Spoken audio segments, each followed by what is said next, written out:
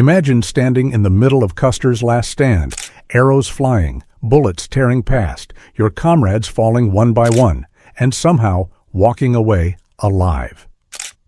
That's exactly what Charles Windolph did, but his shocking untold story reveals a side of the Battle of the Little Bighorn you've never heard before. For decades, historians left out key details that change everything we think we know about General Custer, the 7th Cavalry, and the warriors who fought that day. In this video, we'll uncover Windolph's first-hand account, expose the hidden truths behind the bloodshed, and follow the trail of secrets that still haunt America's past. And stick with me until the very end, because the final revelation will completely flip how you see Custer's last stand. This isn't just survival, it's history rewritten. Before we dive in, don't forget to hit that like button and subscribe. Let's keep these stories alive together. Now, picture this. It's Sunday, June 25th, 1876. The air is hot, the sun is unforgiving, and the 7th Cavalry is riding across the dusty stretch between the Rosebud and the Little Bighorn rivers. Nearly 600 men stretched out in a column, heading west into the unknown. Each company rides 4 men abreast, the horses' hooves thundering against the ground, clouds of dust trailing behind. Suddenly, halt. Orders ring out. Lieutenant Cook barks commands, and Captain Benteen takes Company H, my outfit, along with Company D under Captain Weir and Company K under Lieutenant Godfrey. Their mission? Sweep the hills, search for hostiles, and strike if they find any. Meanwhile, Custer keeps Companies I, F, C, and L. Major Reno takes command of Companies M, A, and G, backed by most of the Indian scouts under Lieutenants Varnum and Hare. In an instant, the regiment splits apart, moving across some of the harshest, most unpredictable terrain you could imagine. Rumors were already swirling. Whispers of a massive Indian force, 12 to 15 miles away, circulated among the scouts. How many warriors? Nobody knew for sure. The native scouts, nervous and on edge, warned there could be thousands. Custer and his officers, though, believed they'd face no more than 1,000 to 1,500 fighters, most poorly armed and likely to scatter when pressed. The plan was straightforward: launch a surprise attack at dawn on June 26th, catch the village while they slept, and crush the resistance in one blow. But fate had other ideas. Enemy scouts had already spotted us, and with that, the entire plan unraveled before it even began.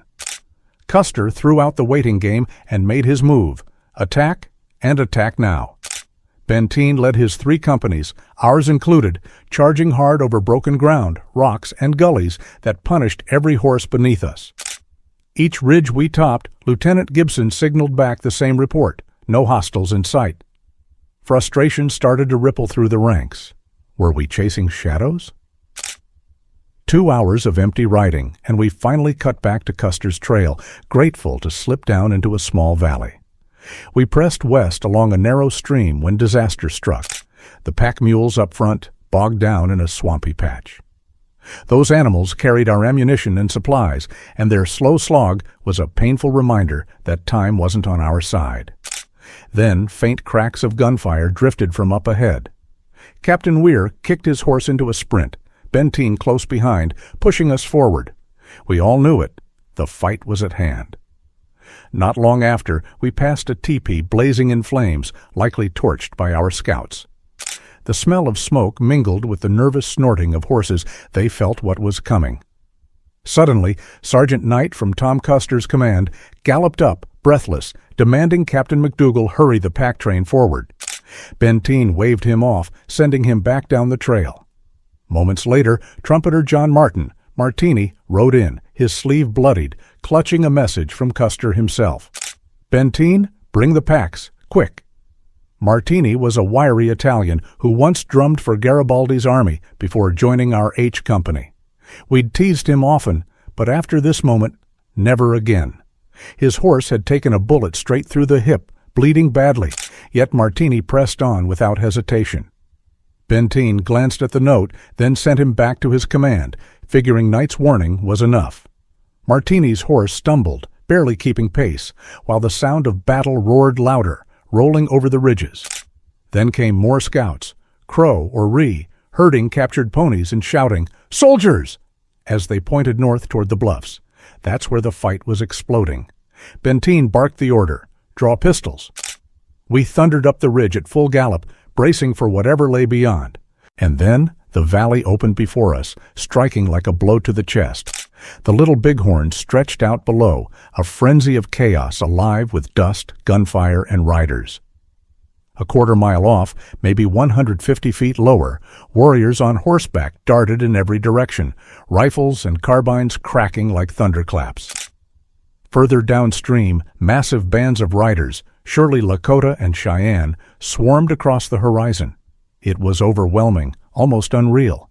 Yet through the smoke we caught sight of blue uniforms, soldiers clinging to a hill to the north, some dismounted, others still in the saddle. Our hearts pounded as we spurred forward, desperate to reach them. But before I take you further, we need to rewind. Let's go back to 12:15 that afternoon, when Major Reno was handed 3 companies, along with 17 Crow and Ree scouts and 3 white civilian scouts. His part of the fight was about to begin. Custer veered right with 5 companies. Reno's battalion swung left, while Benteen, with me riding alongside him, moved south and west to scout the hills. I wasn't there for the next stretch of hours, but I've heard the survivors' accounts so many times I can lay it out as though I'd seen it myself. The 2 advancing groups, Custer's and Reno's, dropped into a dry creek bed, sometimes no more than 50 yards apart, sometimes stretched out by 200. They trotted west toward the Little Bighorn.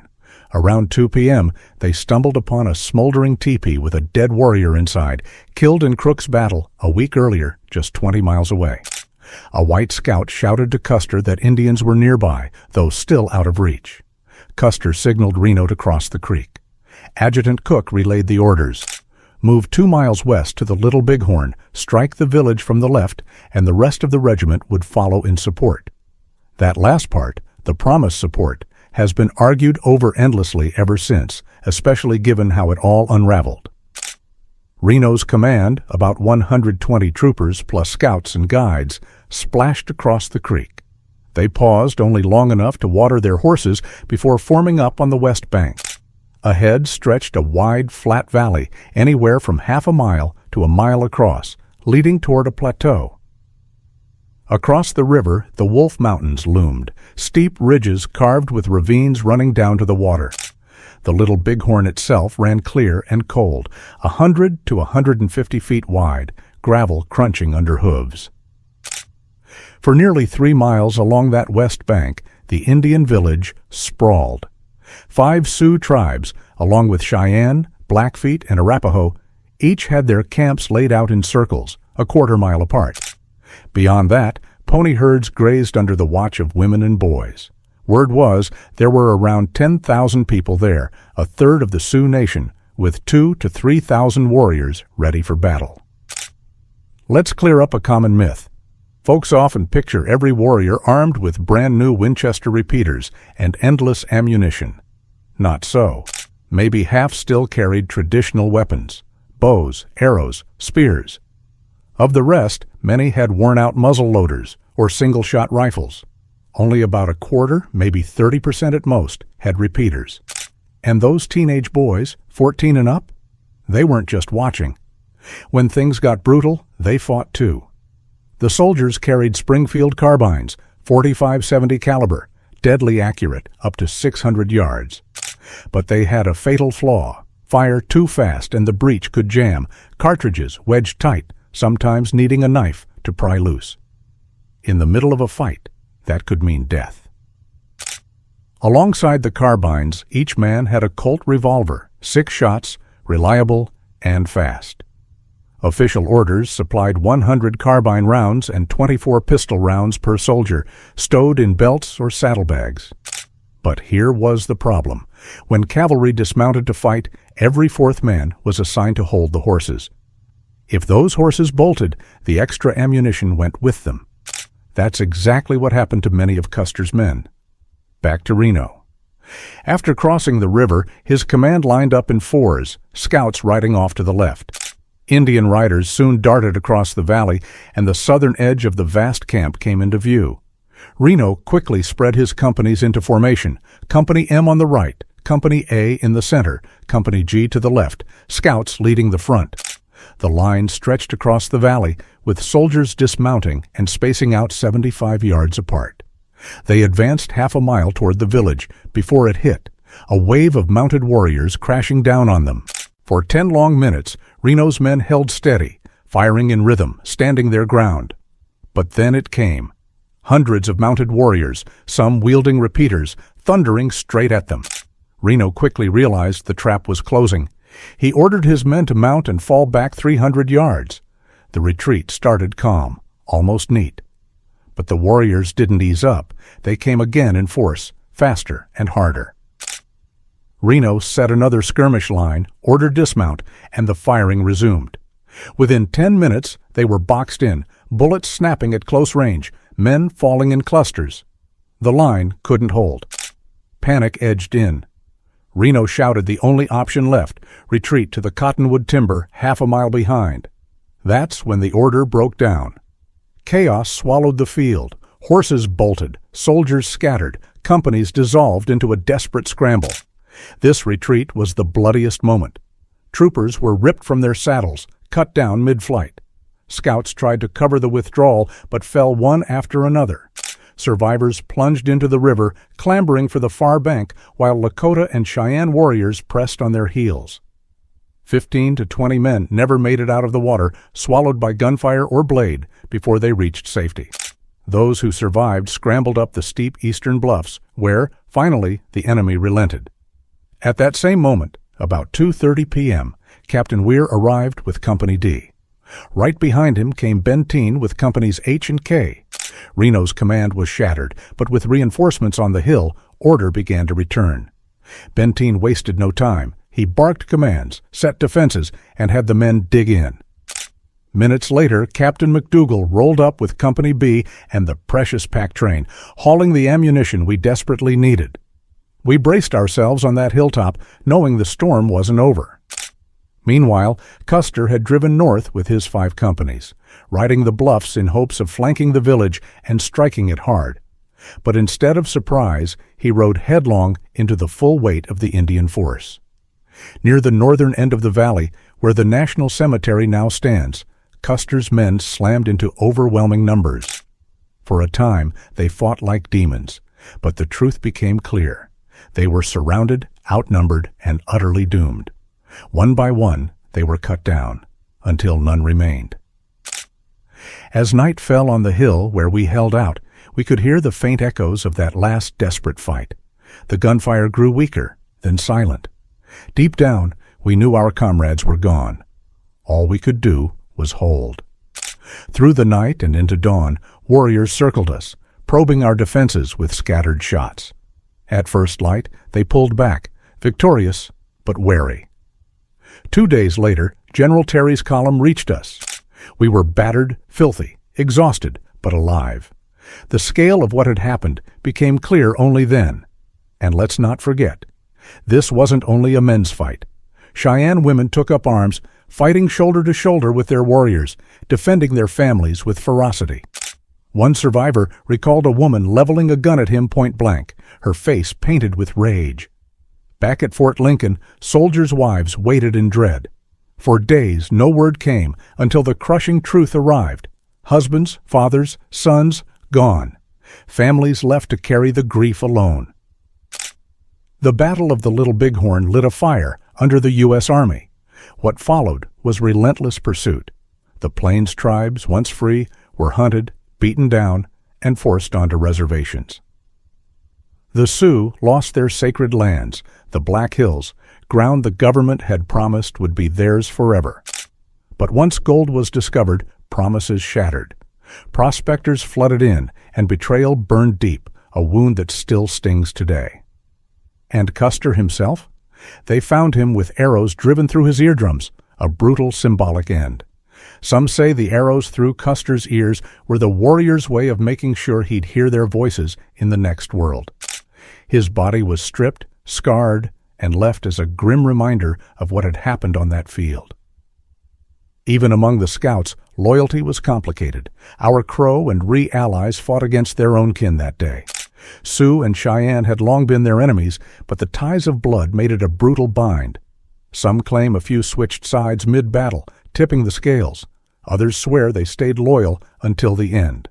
Either way, the betrayal, or the perception of it, still lingers in the story. The Battle of the Little Bighorn remains one of the rawest, most gut-wrenching chapters of the American frontier. Men like Charles Windolph, who lived to tell their stories, showed us the grit, fear, and chaos of war on the edge of the West. This wasn't just a fight. It was the heart of the Great Sioux War of 1876, laid bare. Even the land itself carries whispers of what happened.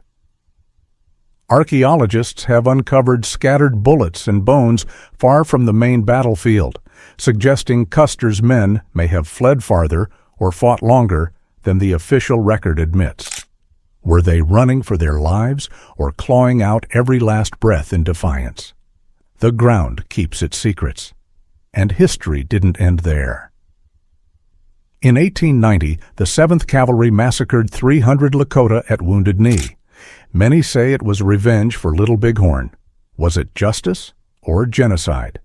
That scar has never truly healed. The Black Hills, seized after Little Bighorn, remain contested even now. In the 1980s, the Sioux were offered a $1 billion settlement for their sacred land. They refused. To them, no amount of money can replace what was taken. Should that land be returned, or has time made it impossible?